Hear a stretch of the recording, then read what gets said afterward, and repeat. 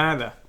Probably one of the concepts that people don't really understand too much before taking this class. Well, essentially in all countries, most countries, there is a central bank involved that manages the monetary system. So we're going to look at the Bank of Canada a little bit more in detail now.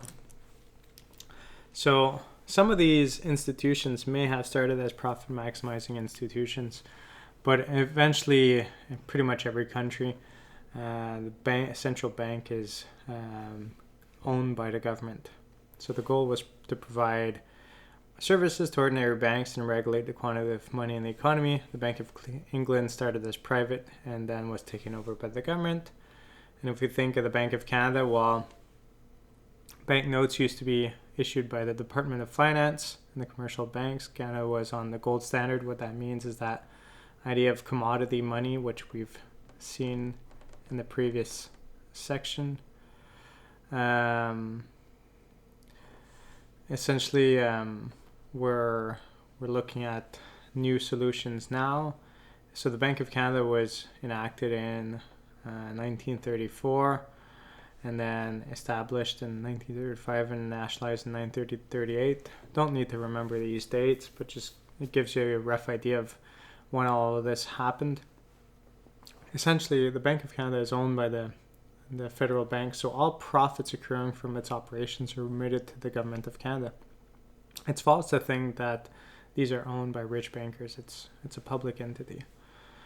To give you an idea, and we'll talk about this more in the future, is that we want to have a situation where the governor and its directors of the Bank of Canada is as free as possible from political influence. So you can see that the governor is appointed on a 7-year term, which means that he's not on rotation such as the politicians.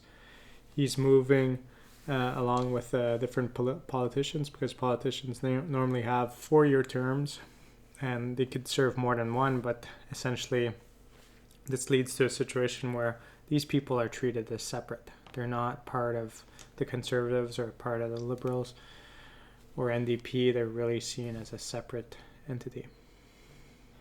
Yeah.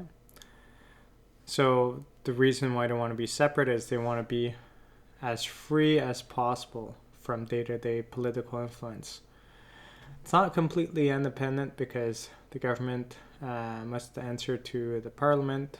The Bank of Canada must answer to the Parliament through a joint responsibility. And the Minister of Finance could always issue an explicit directive to the governor. Hasn't really happened. Otherwise, monetary policy is managed by the governor and its directors and everyone else that works there. It's a big institution in Ottawa. It's worth a visit. It's pretty cool to go and see. So Bank of Canada is a good institution. If ever you're interested in all the monetary side of economics, it's somewhere where you could potentially work. And we have David Dupuis, a professor who teaches here sometimes, who has worked for the Bank of Canada. So if you want to know more, you could speak with him as well. So what are the different purposes of the Bank of Canada? Well, these ones are focused on a little bit more in the textbook, but if you look at the Bank of Canada website, their main goal, so if you want to look at the Bank of Canada website under core functions, and you'll see that their main goal is inflation targeting. It's keeping inflation rates at that 1 to 3% with a 2% target since 1991. One day they can change that target, but when they have a target, they set it for 5 years, and so you just have to track when's the last time they set the target and see how long after that they have this 2% rate. But for now, and for the few years to come, we're still at a 2% target as the goal of the Bank of Canada. We'll talk about maybe modifying this target in the future, but for now, that's their current target. Another thing that the Bank of Canada does is they have the power to increase or decrease the amount of currency by issuing currency, printing currency. But we'll talk about different ways that they control the amount of money in circulation as well later on. They're a banker to the commercial banks. So we'll talk about this when we talk about the overnight interest rate, how that works out. They're a lender of last resort. to provide in the overnight markets, but they also can provide liquidity in certain financial crises, such as this last one, by buying back junk bonds or other kind of securities. They're the bank of the federal government, so the only persons or the only entities that can have accounts with the Bank of Canada is the federal government. A business or an individual cannot open up a bank account at the Bank of Canada. We have to go through the commercial banks. So essentially, the Bank of Canada deals with the federal government. And if ever the government is running low on money, well, they can always borrow in forms of government securities or long-term bonds to make up for that budget deficit. Yeah.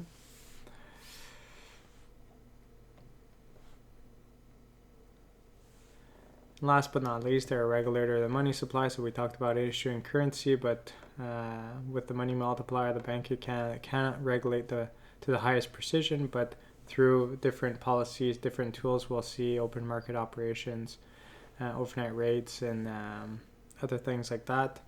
The Bank of Canada can try to regulate the money supply as best as possible. So this was a good introduction of the Bank of Canada and its purpose and what it stands for. We're going to move on to the influence of commercial banks in the money creation process.